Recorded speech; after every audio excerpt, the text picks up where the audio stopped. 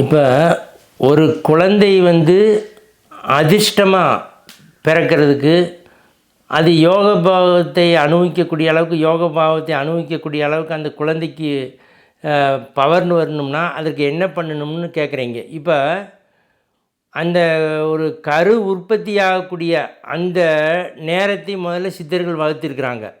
இப்போ அந்த கரு உற்பத்தி ஆகக்கூடிய அந்த நேரம் அப்படின்னு பார்க்கும்போது ஒரு இந்த மாதங்களை குறிப்பிட்டு சொல்லியிருக்கிறாங்க. இப்போ அந்த மாதங்கள்லாம் நம்ம எடுத்துட்டோம்னா இந்த மாதத்தில் தான் நம்ம கல்யாணம் பண்ணணும், இந்த மாதத்தில் தான் நம்ம முதலிரவு வைக்கணும், இந்த மாதத்தில் தான் நம்ம கரு உற்பத்தி ஆகணும்லாம் ஒரு கணக்கு சொல்லியிருக்கிறாங்க.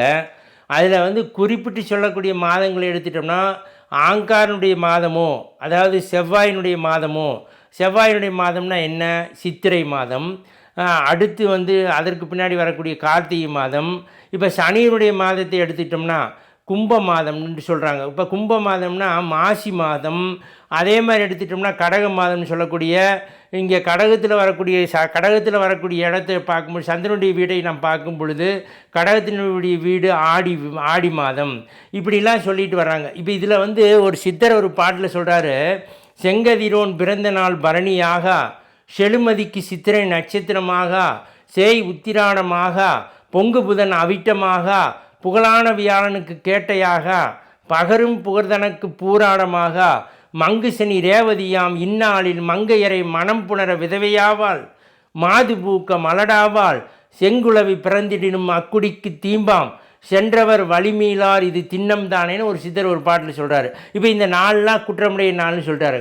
இன்னொரு சித்தர் என்ன சொல்கிறாரு, ஆதிரை பரணி கார்த்திகை ஆயில்யம் முப்பூரம் கேட்டை, தீதொரு விசாகம் ஜோதி சித்திரை மகம் ஈராறும், மதனம் கொண்டார் தாரார், வழிநடைப்பட்டார் மீளார், பாய்தனில் படுத்தார் தேரார், பாம்பின் வாய் தேரை தானேன்னு ஒரு சித்தர் ஒரு பாட்டில் சொல்கிறார். இப்போ இன்னொரு சித்தர் என்ன சொல்கிறாரு, ஆதி முதல் 5ம் அவிட்ட முதல் 4ம் ஜோதி முதல் 5ம் சொல்லும் பாடாவதி நாள்னு ஒரு சித்தர் சொல்கிறார். இப்போ இதெல்லாம் நாட்களை குறிப்பிட்டு சொல்கிறது, நட்சத்திரத்தை குறிப்பிட்டு சொல்கிறது. இதில் இப்போ கிரக அடைவுகள் ஏற்படுறது அடுத்தது நம்ம பார்க்குறோம். இப்போ 365 நாள், இப்போ 10 மாதத்திற்கு பிறகு ஒரு குழந்தை பிறக்குதுன்னா இந்த 10 மாதத்துக்கு முன்னாடி நாம் எடுக்கக்கூடிய நாள் தான் முதலிரவு. எந்த நட்சத்திரம், என்ன ராசி, என்ன சாரத்தில் கிரகங்கள் நிற்கிது, இப்படி 9 கிரகங்கள் நிற்கக்கூடிய சாரம்லாம் பொதுவாக குறிப்பிட்டு சொல்லியிருக்கிறாங்க. நாம் அந்த நிலையெல்லாம் பார்க்குறதுக்கு முன்னாடி ஒரு சித்தர் பாட்டிலையும் சொல்கிறாங்க, கிரக அடைவுகள் இப்போ சொல்கிறாங்க, தையலே 8ஓன் 10ஓன் தனித்த லக்கினத்தோன் காரி மெய்யாகவே இவர் நால்வர் வெகுபலம் வீணராயில் வையகம் தனில் பிறந்த மலலையும் மறிக்கும் அன்றேன்னு ஒரு சித்தர் சொல்கிறார். இன்னொரு பாட்டில் இந்த கிரகங்கள் எல்லாமே இப்படி கிரகங்கள் போய் இப்படி உட்கார்ந்துருக்கணும், இந்த கிரகங்கள்லாம் பார்க்கணும், தையலைன்னா பெண்ணே சிவபெருமான் பார்வதிட்டு சொல்கிற பாட்டு அது. 8ஓன் 10ஓன் தனித்த லக்கினத்தோன் காரி மெய்யாகவே இவர் நால்வர் வெகுபலம் வீணராயில் வையகம் தனில் பிறந்த மலலையும் மறிக்கும் அன்றேன்னு சொல்லியிருக்காங்க. இப்படி இந்த குழந்தை பிறந்தா இந்த மாதிரி கிரக அமைப்பில் இருந்தால் அன்றைக்கே மறிச்சு 24 மணி நேரத்தில் அந்த குழந்தை இருக்காதுன்னு ஒரு சித்தர் சொல்லியிருக்காரு. இப்போ கண்ட 12ஆம் இட காவலன் கொண்ட லக்கினம் 7இல் குடிகொள மண்டு பொன் அணி தானியம் மாறிவிடும் கொண்டைவெளி கஞ்சிரேன்னு இன்னொரு சித்தர் பாடுறாரு. இப்போ இன்னொரு சித்தர் என்ன சொல்கிறாரு, ஒரு பாரப்பா பால்மதியும் பரமகுருவும் 7இல் நிற்க, சீரப்பா ஜென்மனுக்கு வேட்டலில்லை, செந்திருமாள் தேவியுமே விலகி நிற்பாள், ஆரப்பா அயன்விதியை கூறினேனே. புலிப்பாணி சித்தர் பாட்டில் இந்த பாட்டு வருது, புலிப்பாணி 300 வருது. இப்போ இப்படிலாம் பாடல்கள் இருக்கும்போது நாம் ஒரு குழந்தை ராஜயோகத்தை பெறக்கூடிய அமைப்பு வரணும்னா நாம் கரு உற்பத்தி ஆகக்கூடிய அந்த நேரமே சிறப்பான நேரமாக எடுத்துக்கிறோம். அந்த நேரத்தை எடுத்து அது ஜனன காலத்தின் பொழுது இந்த கிரக அடைவுகள்லாம் இல்லாத ஒரு நிலையில் பிறக்கணும்னா நாம் இத்தனை தோஷங்களை நாம் நிவர்த்தி பண்ணி தான் பார்க்குறோம்.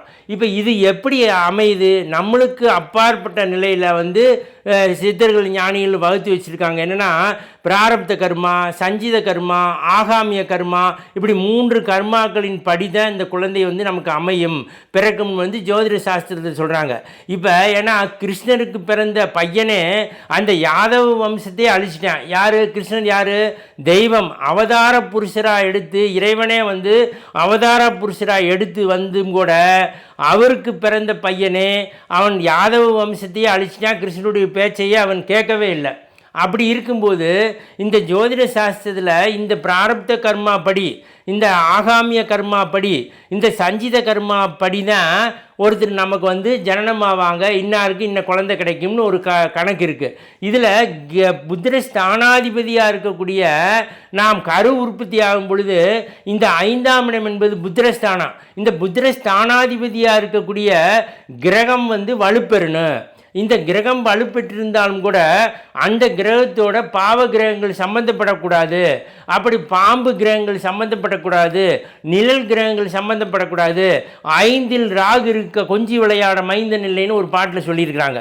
இப்படிலாம் இந்த கிரக அடைவுகள் இல்லாமல் ஒருத்தருக்கு பிறக்கணும்னா அதில் ஒரே தேவ ரகசியத்தை ஒரு சித்தன் சொல்லியிருக்காரு. நீ இவ்வளவு விஷயங்களையும் நீ பார்க்க வேண்டாம்ப்பா.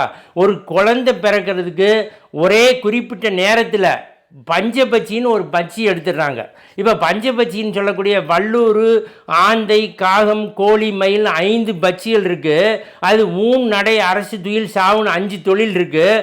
அதில் அரசில் வரக்கூடிய எந்த பட்சியாக இருந்தாலும் சரி, அரசில் வரக்கூடிய எந்த பட்சியாக இருந்தாலும் சரி, அந்த பட்சியில் அரசில் வரக்கூடிய ஒரு பட்சியினுடைய நிலையை வைத்து நாம் வந்து கரு உற்பத்தியானால் அந்த குழந்தை அரசனாகவே இருப்பான், தெய்வமாகவே இருப்பான், ஞானத்தை அடையக்கூடியவனாக இருப்பான், ராஜயோகத்தை அடையக்கூடியவனாக இருப்பான். அதில் எல்லளவும் சந்தமில்லை, எல்லளவும் சந்தேகமில்லை. இதில் பஞ்சமகா புருஷ யோகம் என்பது 5. இந்த பஞ்சமகா புருஷ யோகத்தில் ஏதோ ஒரு யோகத்தில் அந்த கிரகம் அரசில் பிறந்திருந்தால், பஞ்சபட்சியில் அரசில் பிறந்திருந்தால் கண்டிப்பாக அவன் ராஜயோகத்தை அடைவான். அவன் பஞ்சமகா புருஷ யோகத்தில் ஒரு யோகத்தில் அவன் கண்டிப்பாக பிறப்பான். இதில் எல்லளவு மாற்றம் இல்லை. இதில் ரகசியங்கள் இருக்குது. நான் வந்து ஒரு குறிப்பிட்ட ரகசியத்தை விளக்கத்தை குறைவாக கொடுத்து நான் உங்களுக்கு சொல்லியிருக்கிறேன். ஆனால் கண்டிப்பாக இந்த ஒரு நிலை மட்டும் தெரிந்திருந்தால் அவன் ராஜயோகமாகவே அந்த குழந்தை பிறக்கும். அதில் எல்லளவும் மாற்றம் இல்லை.